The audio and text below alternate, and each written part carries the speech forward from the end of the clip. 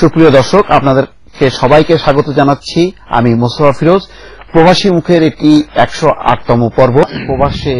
প্রবাস থেকে আসা বিভিন্ন উৎসবের খবর নিয়ে একটি রিপোর্ট দেখব, তারপরে ফিরব আলোচনায়।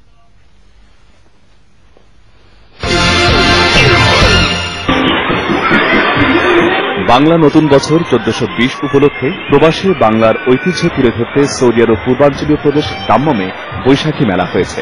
সৌদি আরবের বাংলাদেশ কমিউনিটি এর আয়োজন করে। বিভিন্ন বয়সী শিশু, নারী ও পুরুষ এ সময় আনন্দে মেতে ওঠেন। মেলায় ছিল বাংলাদেশি পণ্যের বিশাল সমারোহ।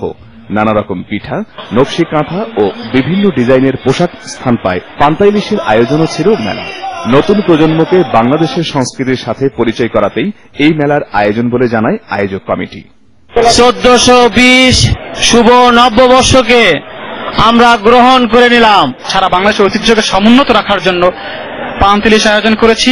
দেশের ঐতিহ্যের এত সুন্দর দৃষ্টান্ত স্থাপন আমি আর কখনো দেখিনি। সবাইকে শুভ নববর্ষ, আসসালামু আলাইকুম। প্রবাস থেকে সকলকে বাংলা নববর্ষের শুভেচ্ছা। প্রবাস থেকে আমরা সবাইকে বাংলা নববর্ষের শুভেচ্ছা জানাচ্ছি। প্রবাস থেকে আমরা সকলকে বাংলা শুভ নববর্ষ জানাচ্ছি। বাংলাদেশ বিমানের রিজিওনাল ম্যানেজার খন্দকার আব্দুল আওয়াল, বাংলাদেশ আন্তর্জাতিক স্কুল দাম্মামের অধ্যক্ষ সালেহ উদ্দিন খান ও সৌদি সরকারের ঊর্ধ্বতন কর্মকর্তারা মেলায় উপস্থিত থেকে সকলকে নতুন বছরের শুভেচ্ছা জানান।